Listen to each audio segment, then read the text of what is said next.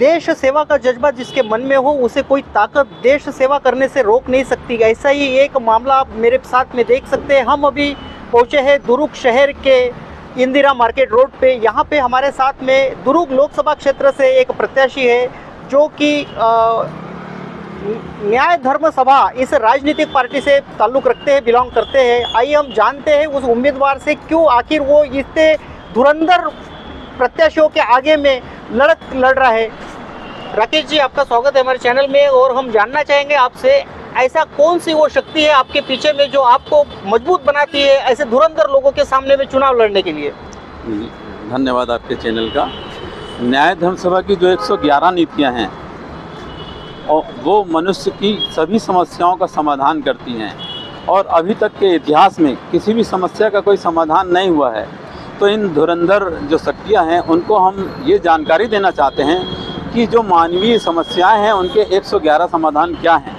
तो न्याय धर्म सभा एक नया राजनीतिक दल है और इसके 111 न्यायशील प्रस्ताव हैं और 111 जो न्यायशील प्रस्ताव हैं वो गारंटी देते हैं। अभी गारंटी की बात चल रही है तो न्यायशील प्रस्ताव गारंटी इस बात की देते हैं कि आप समस्या बताइए, हम समाधान बताते हैं। तो इंडिया अगेंस्ट करप्शन के आंदोलन के समय पहला समाधान इस संस्था ने दिया था जब उन्होंने कहा था कि अगर आप करेंसी को 100% डिजिटल कर देते हैं तो जितने भी तरह के आर्थिक अपराध होते हैं वो सभी समाप्त हो जाएंगे। जैसे भ्रष्टाचार खत्म हो जाएगा, नकली नोटों की समस्या खत्म हो जाएगी, काला धन बनेगा नहीं, टैक्स चोरी होगी नहीं और आर्थिक अपराध में जो मिलावटखोरी है, चोरी है, लूट है, डकैती है, फिरौती है, इस तरह के आर्थिक अपराध भी करेंसी को 100% डिजिटल करने से समाप्त हो जाते हैं। अभी गरीबी और बेरोज़गारी बहुत बड़ी समस्या है और ऑल ओवर वर्ल्ड की समस्या है।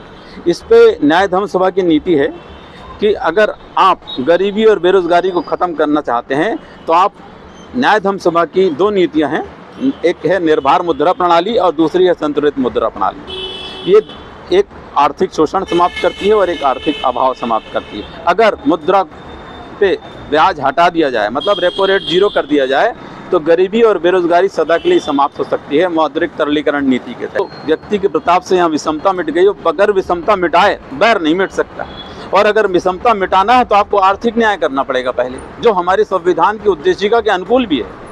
तो आर्थिक न्याय करना है तो उसमें दो नीतियाँ हैं। एक, त्रिकोणीय अर्थव्यवस्था में किसी भी उत्पादन के 3 ही साधन होते हैं, श्रम, पूंजी और सुविधा। ऑल ओवर वर्ल्ड 3 ही तरह की आर्थिक नीतियाँ हैं, पूंजीवादी नीति है, साम्यवादी नीति है और राज्यवादी नीति है। ये तीनों समाधिकारी हैं। अगर तीनों को मालिक बना दिया जाए और लाभ का 33%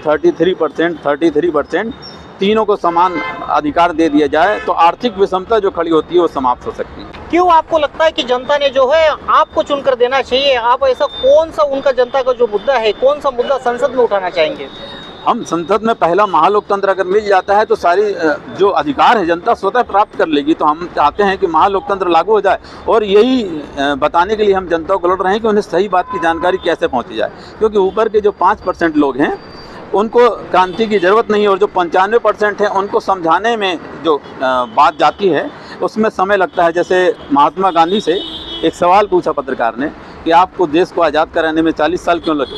बोले नहीं, मुझे ये समझाने में 40 साल लगे कि तुम गुलाम हो। अभी हम लोग यही बात समझा रहे हैं चुनाव लड़के कि हमारे 111 न्याय प्रस्ताव आप जनता की वास्तविक समस्याओं का समाधान है और समस्याएं मानवीय हैं और मानवीय समस्याओं का हल मानवीय ढंग से नीतिगत आधार पर ही हो सकता है और नीतियों के बगैर कोई समाधान नहीं हो सकता। जैसे पानी की ज़रूरत है तो H2O का सिद्धांत ही काम करता है। ऐसे ही अगर आपको भ्रष्टाचार खत्म करना है तो करेंसी को 100% डिजिटल करना होगा, उसके अलावा कोई उपाय नहीं।